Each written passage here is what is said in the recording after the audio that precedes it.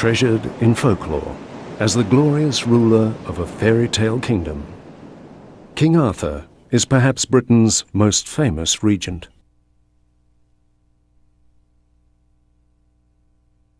In fabled Camelot, King Arthur is said to have summoned a great fellowship of heroes to sit at a magical round table. Today, King Arthur enjoys more popularity than ever. Not since the Middle Ages has his legend been more acclaimed or emulated. It seems we still yearn for the lost glory of knightly deeds and the charms of courtly love that existed in King Arthur's golden era. But the source of King Arthur's enduring power lies in a realm far deeper than that portrayed in medieval romance. The mythology of King Arthur is immeasurably old and emanates from the ancient customs of a prehistoric dream time.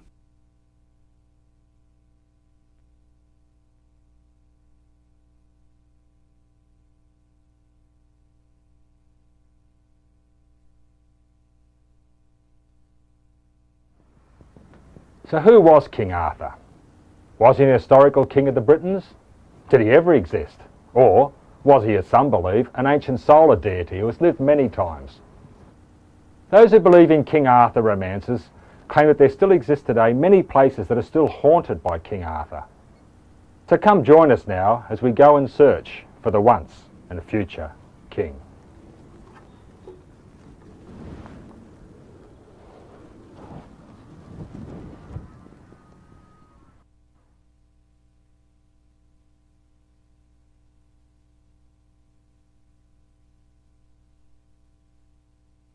Located in southeast Wales is the mysterious Arthur's Cave.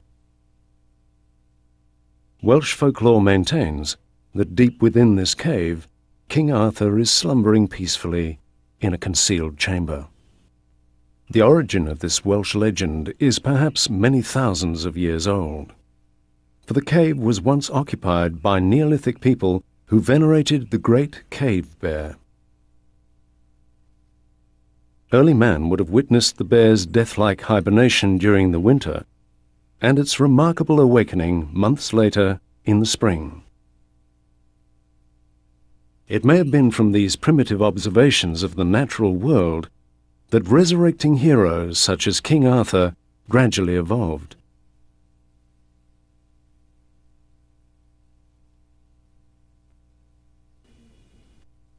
Throughout the ages, caves have come to be regarded as the shadowy domain of not only bears, but also fiery dragons.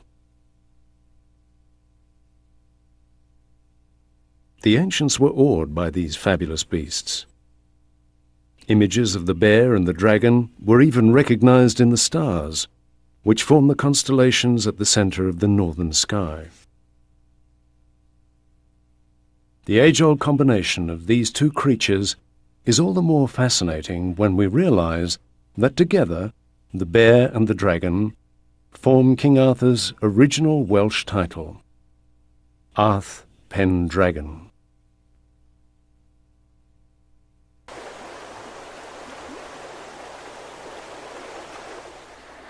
Other similar sounding Gaelic words, such as Arthach, Arthuriac and Arthur, if you'll excuse my Gaelic pronunciation, mean respectively giant, ethereal and ancestor. While giant, ethereal ancestor accurately describes King Arthur, his abbreviated name, Art, is an old Irish word meaning simply a rock.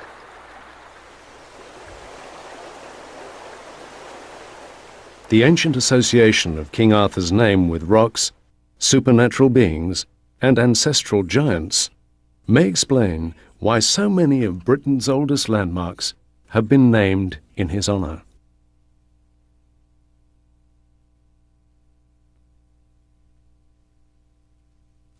Persisting from time immemorial is the belief that primeval giants had shaped various landforms and had erected huge megalithic monuments throughout the British Isles. Ancient mythology suggests that these legendary giants were the offspring of celestial beings who had descended from the starry realms. The massive standing stones, circles and tombs which these giants are said to have built are not only numerous, but extremely widespread.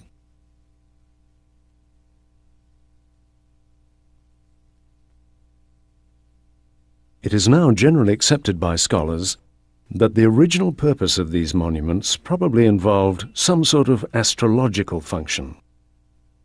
But a grand circular temple, which measured the movements of the sun and stars, had long been known in folklore as the Giant's Dance. The most famous of these circles is Stonehenge on the Salisbury Plain. An Arthurian legend tells of how Merlin discovered the secret of the Giant's Dance in Ireland. Using his supernatural powers, he is said to have spirited this magical ring of stones across to England, where it became the focus of ancient regeneration rituals. Less than 20 miles to the north of Stonehenge lies a larger and far older megalithic site.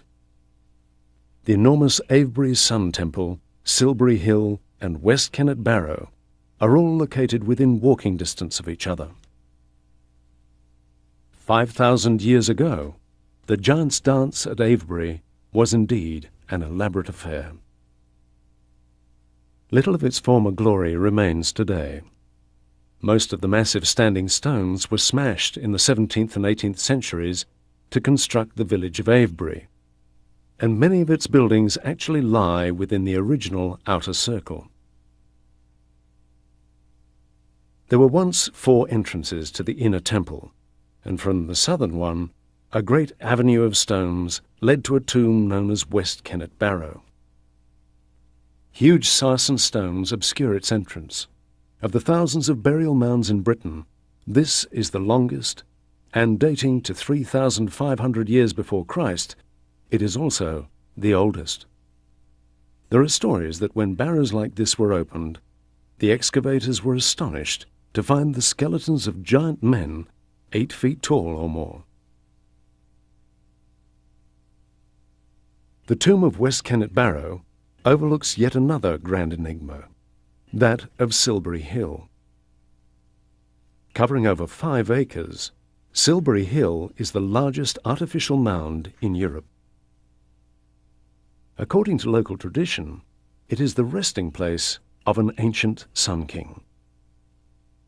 Although excavations have shown that the hill is filled with huge layers of chalk blocks and rubble, the legend persists that deep within the center of this mound, an undead king sits astride a great war horse. Clad in golden armor, he, like King Arthur, awaits his call to battle. The image of a solar king on horseback was central to the religions of Europe's earliest metal civilizations. The eastward spread of the Indo-Europeans saw the equestrian sun god revered across a landscape which stretched from Scandinavia to India. Often the sun was represented as a golden disk which was mounted upon a fiery chariot. It was escorted in its arc across the sky and into the underworld of night by a solar hero. A closer inspection of this 3,000-year-old statue from Denmark reveals that such a sun king once sat upon the horse. The image of King Arthur as a mounted solar warrior is integral to the legend of his expected return. The equestrian concept of Arthur is linked with 2 of Scotland's oldest hilltop fortresses. Utilized in the Bronze Age, these strongholds were built high upon hilltops that held a commanding view of the vales below. According to Scottish tradition, the fortresses were built near subterranean caverns wherein King Arthur is said to lie sleeping. It's a time-honored belief that when King Arthur awakens, he will descend from this high peak, mounted upon a magical steed called Dun Stallion. Scholars now agree that over the centuries, two separate Arthurs have been unintentionally commingled to form the King Arthur character that we are familiar with today. One of these Arthurs was a mythical king who was venerated from the earliest of prehistoric times. The other, an historical war leader, lived in the 5th century AD.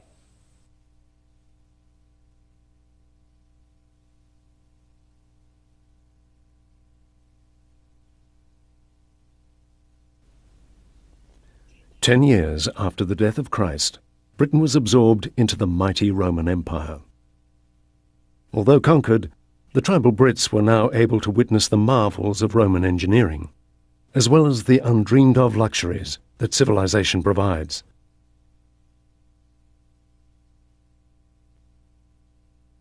For almost 400 years, Britain experienced the benefits of a strong centralized government and the protection of Rome's efficient armies.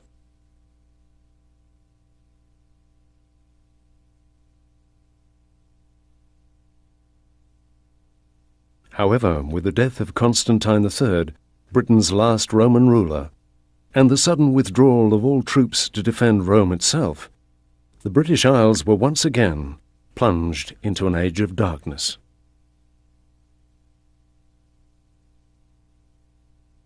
It was a time of massive upheaval for the abandoned Romano-Brits, as wave after wave of marauding Picts, Scots, and Anglo-Saxons descended upon their shores.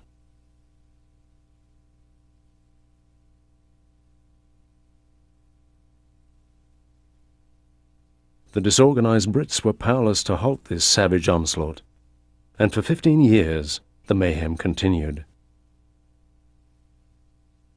In 425, the Welsh leader Vortigern managed to assume an absolute power over the quarrelsome British tribes. In an effort to stop incursions into northern Wales, Vortigern decided to build a fortress high in the mountains of Snowdonia. The site he chose was close to an abandoned Roman copper mine.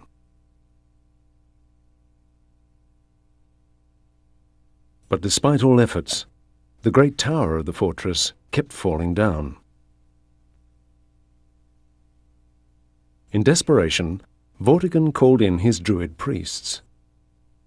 The Druids suggested that the foundations of the tower should be sealed with the blood of a fatherless child.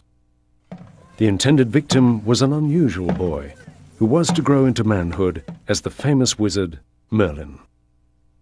Merlin's early prophetic powers revealed that the tower kept collapsing because, in a cavern far below it, two ancient dragons were constantly at war.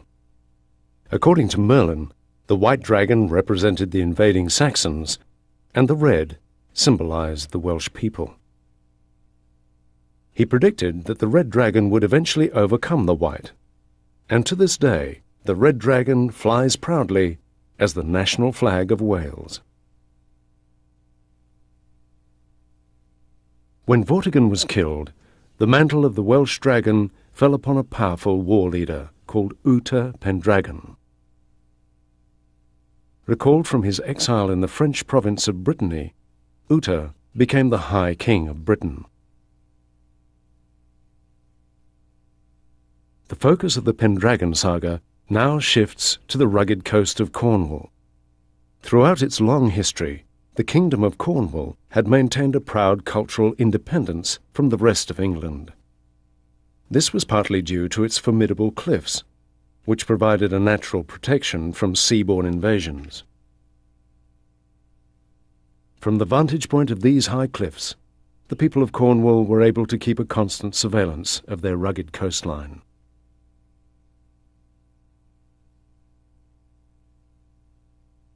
Although their coastal citadels were vulnerable to Atlantic squalls and pounding seas, it was these very elements, together with the wild beauty of the landscape, that inspired the otherworldly magic of Cornish folklore.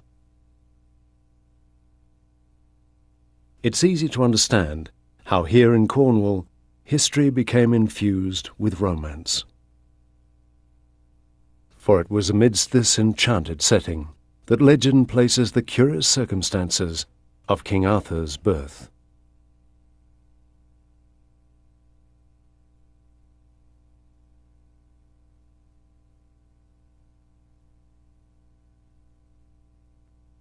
To celebrate the coronation of Uta as High King, a lavish feast was held in Londinium.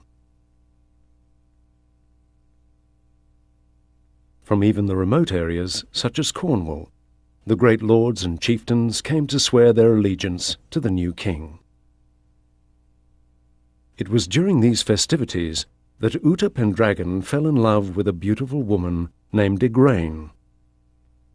Unfortunately, Igraine was already married, and to a loyal supporter, Gaulois, the Duke of Cornwall. Undaunted by this fact, Uta Pendragon promptly ordered the Duke off to a distant war.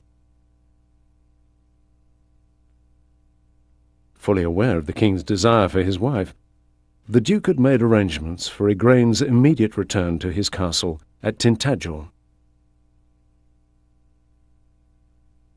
Almost an island, the Tintagel headland is itself a natural fortress. Today it's connected to the mainland by this modern bridge. The original causeway that existed at the time of Arthur has long since crumbled into the sea. Given the rugged isolation, Gaulois must have believed that Igraine and their 3 daughters would be safe here. Yet Uta remained utterly infatuated, and so he sought from Merlin a magical intervention. The wizard consented to help, but on the condition that Uta must surrender to him the child that would be born of this illicit union. Having agreed, Uta swallowed a magical potion and was transfigured into a perfect semblance of the lady's husband. In this disguise, Uta Pendragon hastened to Cornwall. There he crossed the causeway and climbed the long stairway to the castle's gatehouse. Unchallenged by the guards, Uta made his way to Igraine's private quarters. That night, the Duke of Cornwall mysteriously died in battle, and King Arthur was conceived. The following spring, a strange apparition appeared upon the sea. It seemed a ship, the shape thereof a dragon winged, and all from stern to stern bright with shining people on the decks, and gone as soon was seen. And down the waves in flame was borne a naked babe, and rode to Merlin's feet, who stooped and caught the babe and cried, "The King." Uta's secret contract with Merlin had been fulfilled. Tennyson's account of King Arthur's birth was inspired by Merlin's cave. It's located in a cove far below the towering cliffs of the Tintagel headland. Stretching clear through the headland's base, the cave is accessible only at low tide, and it's here that a young Arthur is said to have been schooled by Merlin. But these lessons, held deep within a cave, couldn't have been ordinary. For caves were timeless, otherworldly spaces, and as such, Merlin's cave may once have been an ancient place of initiation. It's also possible that a boy like Arthur may have received a Christian education from the monks who built a small monastery here during the 5th century. Although these legends of Arthur's birth and upbringing are usually considered to be pure fantasy, claims of his actual presence at Tintagel were given an unexpected boost in 1998. Archaeologists excavating the headland's many ruins unearthed a stone slab, which appropriately dated to the 5th century, and inscribed upon it was the name Arthur. Such is the power of Arthur's myth, that this find not only made headlines locally, but was reported all around the world.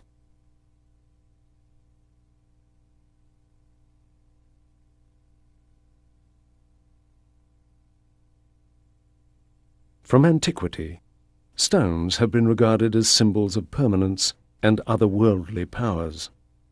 They were thought to be receptacles of energy which could be transmitted to certain individuals who came into contact with them. Because of this, special stones became an essential feature of coronation ceremonies. Even today, the practice continues. The present British Queen, Elizabeth II, was crowned upon the illustrious Stone of Destiny, which lay beneath the seat of the coronation throne in Westminster Abbey.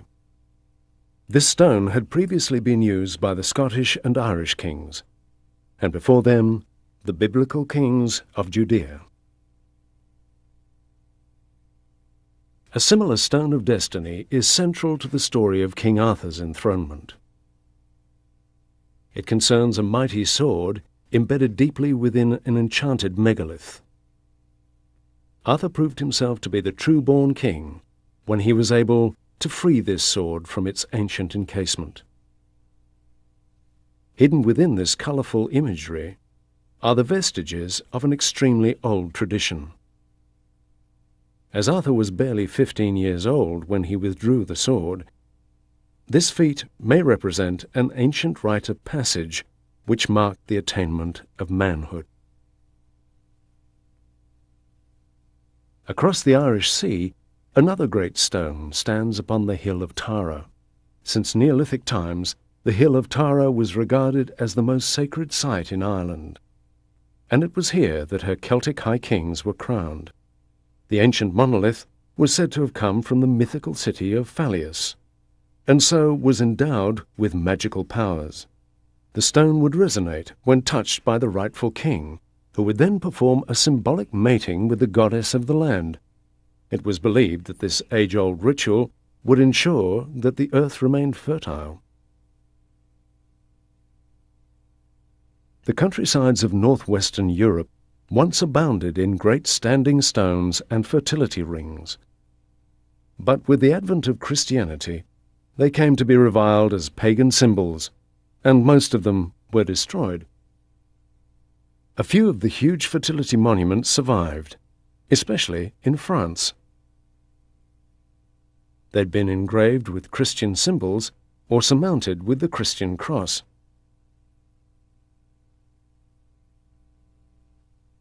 The ancient Celts also believed that magical powers flowed through springs and lakes, but these had a feminine aspect and were mostly concerned with healing. It was from the Lady of the Lake that Arthur received yet another sword, the legendary Excalibur. Woven into its scabbard were charms that could heal the wounds of battle. Armed with his magical regalia, Arthur Pendragon was inaugurated as the High King of Britain. His might was proclaimed, and his destiny sealed. Having received the mantle of rulership, King Arthur is said to have undertaken a series of adventures, each brimming with supernatural marvels. One of his most famous exploits begins aboard a magical ship called Prydwen, upon which he ventures into the Celtic underworld. The otherworld was a dark and untamed realm, guarded by monstrous serpents and hostile demons. King Arthur's quest was to bring back the miraculous cauldron of immortality. Despite the terrifying forces arrayed against him, and the loss of all but 7 of his crew, King Arthur was eventually able to win the mystical vessel. This cauldron reputedly had the power to resurrect the dead. Arthur continued to explore the depths of his ancient Celtic heritage, and strange were the contests he faced in that unearthly place. But as King Arthur was being taught the age-old traditions of solar kingship, a new way to life everlasting was taking hold in Britain. In Arthur's time, hermit monks were spreading the message that the true Son of Light had arrived, and that this Christ was the King of all kings. As sovereign of his land, it would have been Arthur's duty to consider these claims, and so he also made journeys to newly Christianized sites. Located in Cornwall, the remains of St Madden's Cell are now surrounded by the overgrown ruins of a later medieval enclosure. At one end of the hermit's tiny retreat is an ancient granite slab which served as his altar. At the other end is a baptismal font, into which water from an old sacred spring still bubbles. The old texts record that Arthur once visited such a monk, and apparently he abode in this very area. It was during his stay with a hermit that King Arthur is said to have been inspired to have the image of the Madonna and Child emblazoned upon his shield. Medieval writers believed it was this conversion that empowered King Arthur to win his 12 decisive victories against the Saxon invaders.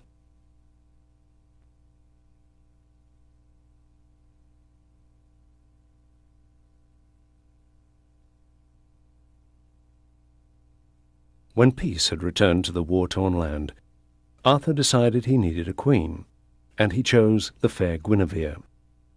With her dazzling beauty, she seemed the very essence of spring, light, and new life. And so Guinevere became Arthur's flower bride. As her dowry, Guinevere brought a magnificent round table. It had long ago been fashioned by Merlin and held in safekeeping by her father. It was on the day of the king's wedding that the Fellowship of the Round Table met for the very first time. At fabled Camelot, 100 knights swore an oath to honour a code of chivalry that was to inspire the royal courts of Europe for centuries to come. Most scholars now agree that the site of Camelot was probably an ancient hill fort which is now called Cadbury. Utilized as a stronghold since 3000 BC, a substantial fortress was constructed here in the 5th century.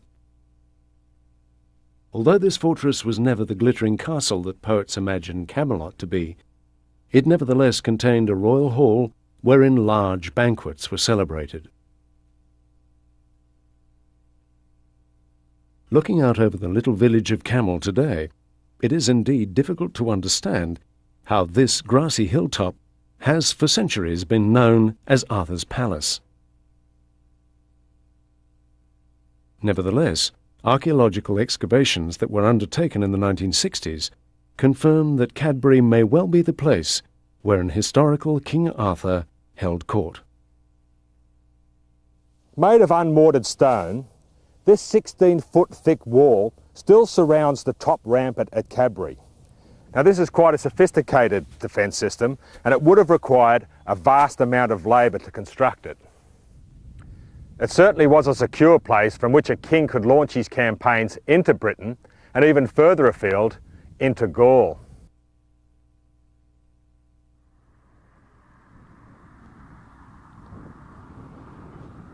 Bonjour and welcome to France. We're standing on the borders of the French provinces of Normandy and Brittany. Now Brittany is so named because of the Britons that came across here in the 5th and 6th centuries AD. This is the time of the historical King Arthur. A French monk writing in the 11th century, probably within these very walls, recorded the events of these 6th century migrations. The monk tells of a king of the Britons named Arthur who crossed the Channel and landed in this area with 12,000 shipborne troops.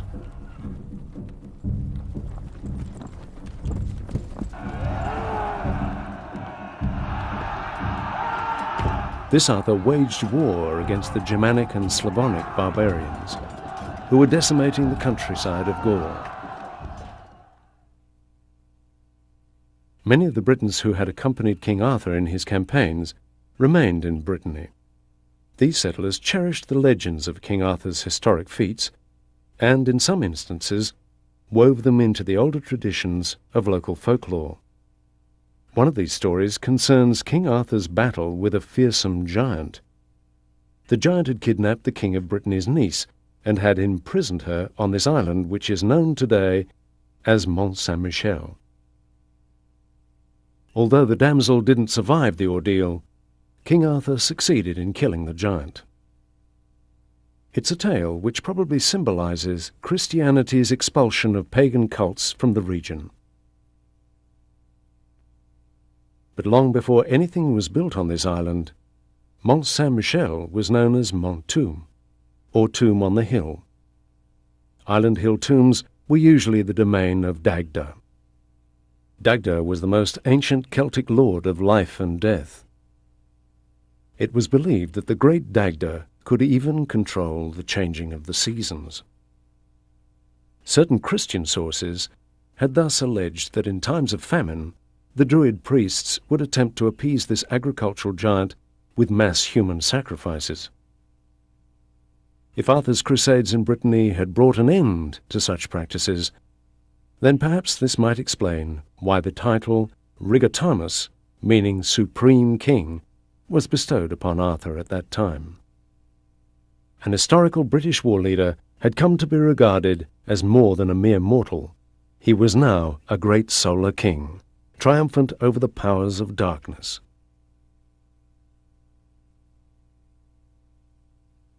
This Arthurian ideal has since been transferred to the Archangel Michael, whose image crowns the monastery's soaring cathedral spire.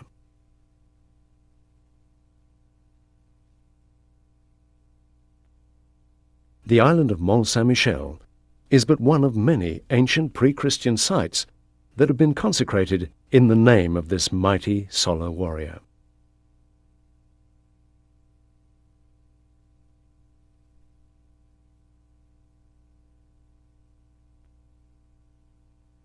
Back across the Channel in England is another hilltop imbued with ancient lore.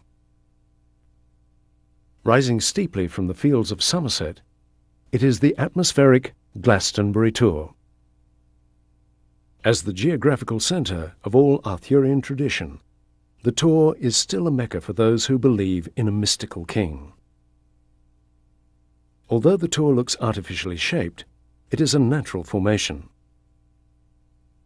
2,000 years ago, it was surrounded by watery marshes, and so the Celtic Britons called it Inish Vitrin, the Isle of Glass.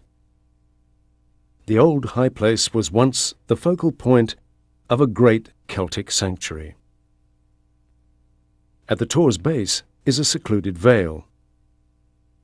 It is the popular setting for perhaps the most famous of all the Arthurian legends, the quest for the Holy Grail.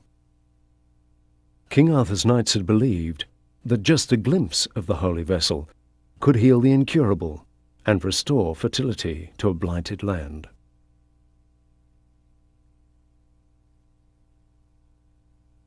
Since medieval times, an old Druidic font in this garden grove has been known as the Chalice Well.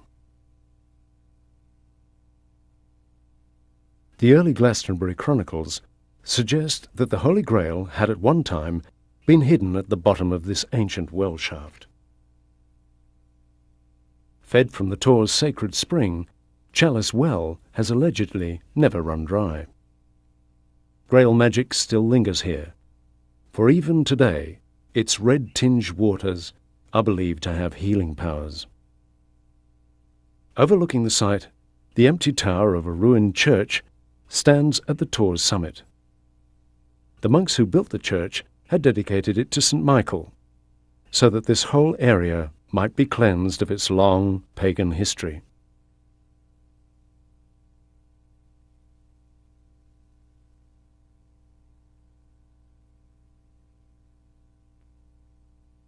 The shadows of the old religion continually surface throughout the Arthurian legends, and in this sense, Merlin was never a mere court magician. He was the guardian of the most ancient of ways. Using his deep arcane knowledge, Merlin had created a mystical round table for King Arthur and his illustrious company of knights. The table was to represent the age-old relationship between the starry realms, the king, and the land. It symbolized an ideal of the perfect earthly kingdom. The circular shape meant that no knight was more exalted than his fellow when seated around it. The unity of the whole was paramount. During the Middle Ages, entertainments called round tables were very popular with the nobility. Ancient circular earthworks, such as this one below Stirling Castle in Scotland, were the centre of such gatherings. Dressed in Arthurian costume, the participants feasted and paraded about the mound in imitation of the stories they were reading. However, the Christian monks who had transformed the ancient traditions into medieval romance also felt bound to teach that earthly life has been tainted with innate or original sin, and that even the brightest and best could fall. With the exception of Galahad, every character in the Arthurian stories was thus blemished. But it was in Lancelot du Lac, the king's favourite and most trusted knight, that the point was made most clearly. Lancelot's overwhelming love for the beautiful Guinevere had set in motion the division of the Round Table's unity. The incessant rumours of the Queen's infidelity with Lancelot created a crisis in loyalty. His acts were not only humiliating for the king, they were considered treason. A conspiracy was hatched to surprise Lancelot and Guinevere during one of their secret meetings. The exposure of the adulterous affair resulted in the death of many former companions of the Round Table, and Guinevere was condemned to burn at the stake. Lancelot rode in to free her, and together they escaped to a castle on the Northumbrian coast. But in the fury of the rescue, several innocents had also been slaughtered. The kingdom was irretrievably divided as civil war raged throughout Britain. Having delivered Guinevere to a nunnery, Lancelot retreated back to his native France, pursued by an enraged Arthur. The Round Table had been rent asunder, and Merlin's dream of the perfect earthly realm had vanished. But from the start, King Arthur had been chosen to play the role of the sacrificial Sun King. He was the mythic hero who must activate the great primal wheel of life, death, and rebirth.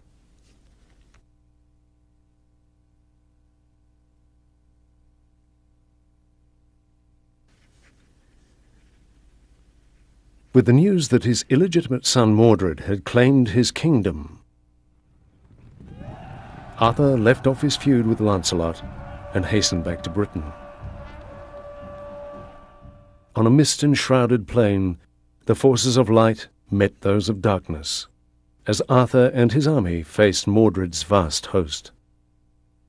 An uneasy truce was formed, but fate could not be avoided. From its hiding place, a serpent slithered towards the tense warriors. Glimpsing the snake, a startled knight raised his sword. As the serpent struck, the sun flashed briefly upon the unsheathed weapon.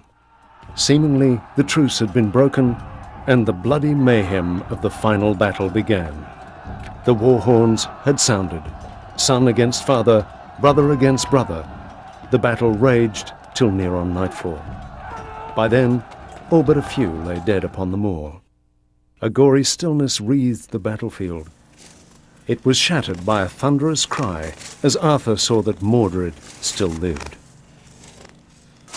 As men possessed, they charged in the crimson fury of hatred and revenge. And in the end, Arthur and Mordred fell to each other's mortal blow.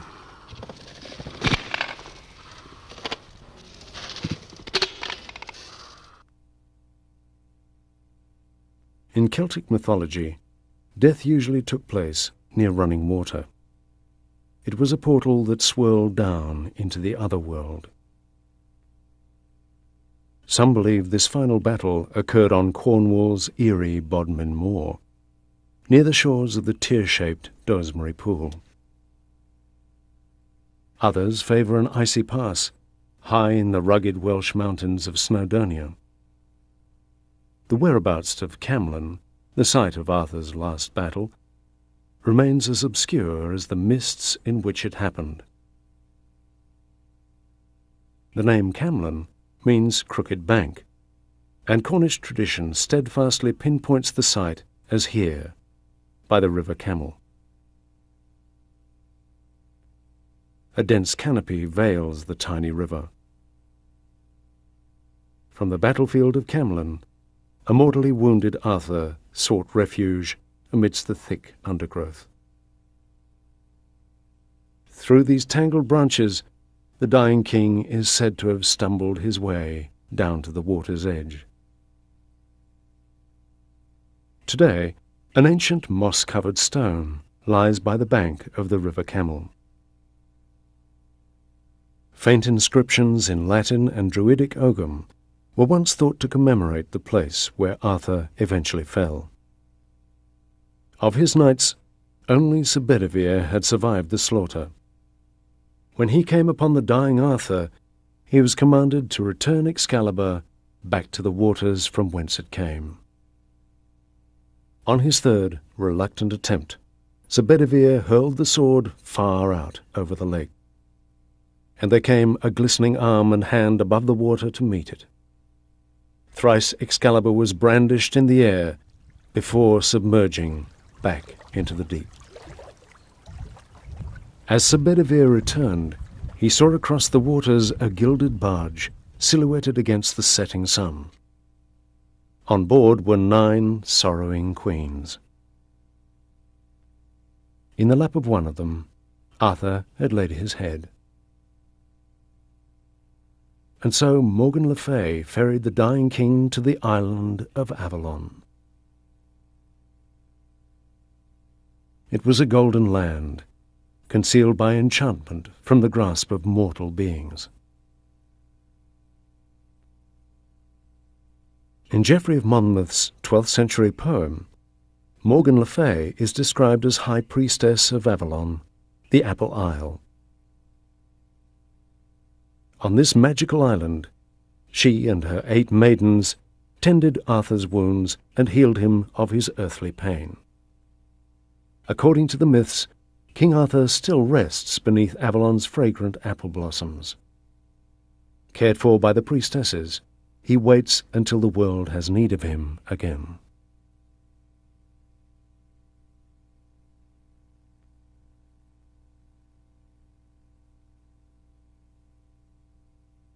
To the poets, Avalon was a wondrous isle of joyous immortality.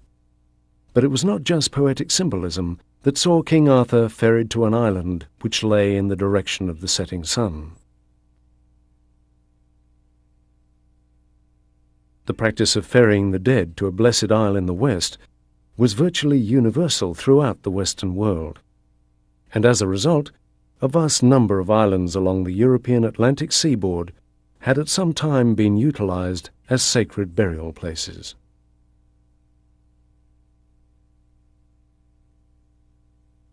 Island tombs such as this one in Brittany were constructed about 6,000 years ago and are of major importance to archaeologists.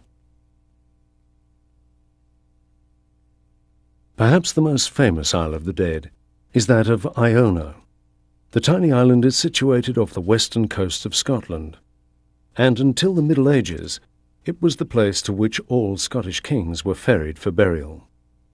Given Iona's rugged isolation, it must have been a formidable voyage. On this island there is an ancient mound. Around it there extends a remarkable cemetery, which came to be known as the Royal Burial Ground. It is recorded that 48 Scottish kings, including Macbeth, and many Highland and Hebridean chiefs are buried here. So revered was Iona that even Irish, Norwegian, and French kings chose this remote and windswept isle as their final resting place.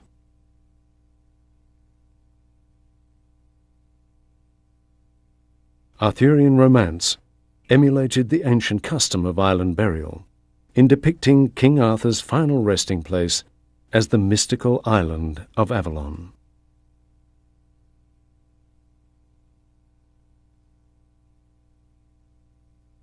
Since medieval times, the Glastonbury area has been traditionally accepted as the most likely site for this Isle of Apples.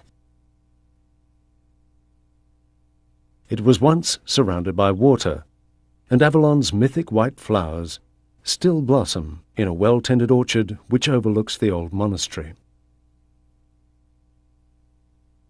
In 1190, the monks at Glastonbury announced that they had exhumed the skeletons of Arthur and Guinevere.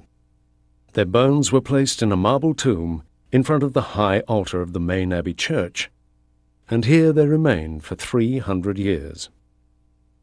However, these relics disappeared during the 16th century, when King Henry VIII ordered the dissolution of all British monasteries. But Cornish, Welsh and Scottish folklores insist that King Arthur did not die, and therefore he had no grave. They preserve a belief that King Arthur resides upon an enchanted isle or sleeps within an ancient cavern, awaiting the appointed time for his return.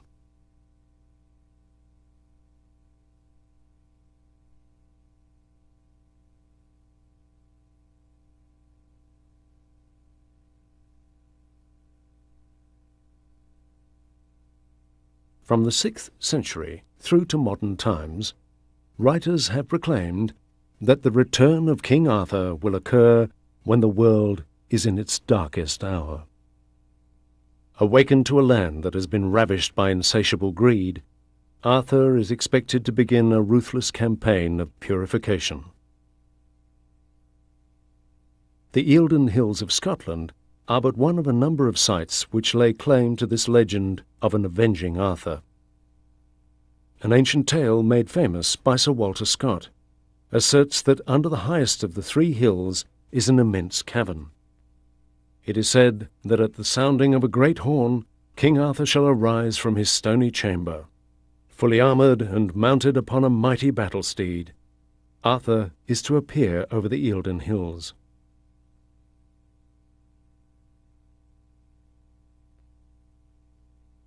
This account of Arthur's mythical resurrection is also associated with another of Scotland's Bronze Age hill forts. A hollow between two high points of this extinct volcano provides its name, Arthur's Saddle. It has long been a local tradition that it will be from here, high above the city of Edinburgh, that a giant Arthur will one day commence his avenging ride. The mythology of a mounted solar king who defeats the powers of darkness is immensely old and widespread. Its imagery has permeated the religions of the Medians of Persia, the Assyrians, and the ancient Greeks. The concept of an equestrian avenger is also central to St. John's vision of a biblical apocalypse. But at its core, the legend of King Arthur is like all glorious heroic sagas. It's concerned with man's attempt to understand the mysterious cycle of life, death, and regeneration. From the dawning of time, the great megaliths had symbolized an imperishable anchor against the transience of the material world. The massive standing stones were of fundamental importance in the life-sustaining rituals of prehistoric peoples. Writing at the time of the historical King Arthur, the Welsh bard Taliesin described the celebrations at one of these ancient ceremonies. In spring, the giant trilithons which formed the inner circle of Stonehenge were covered with veils, and upon these the history of the Dragon King was delineated. This resurrecting Sun King was variously known as Hugh, Lu, Belai, and much later, Arthur Pendragon. On May Day morn, the song of a cuckoo bird would herald the awakening of the Dragon King from his long winter sleep. At the precise moment of the sun's rising, the king would emerge from what was known as his stone cell of tranquillity. The moment was welcomed with a great din. Shouts of joy were accompanied by chants, horn-blowing, and the beating of drums. Each year, huge crowds still gather at Stonehenge to celebrate the summer solstice. Sensitive to an ever-increasing threat to the natural world, some attempt to restore a balance with ancient druidic practices. But this modern-day druid and his followers are denied access to the Temple of Stonehenge, and so their dawn ceremony takes place in an adjacent field. Forming their own circle, the group calls forth the spirit of the land and that of King Arthur. Arthur, Lou, Herb, come again as of old into this high land. Spirit of nature, pour forth thy blessings. Show us the lovely realms of the gods. So mote it be. Here we go for the blessing of the flowers, the conjoining of heaven and earth. 1, 2, 3.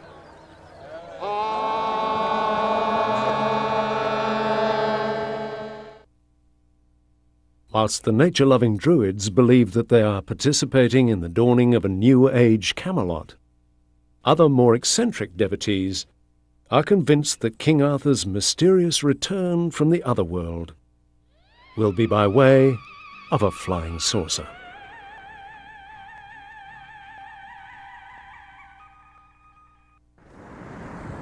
Very few of us expect King Arthur to alight from a shiny UFO or to emerge from an ancient standing stone. However, as we enter the 21st century, there's a growing expectation, especially amongst New Agers, that the return of King Arthur is imminent. Written 1,000 years before Nostradamus, the 6th century Book of Merlin's Prophecies predicts that King Arthur's return will coincide with the awakening of the primordial dragon. The dragon's rising is to trigger massive upheavals throughout the world.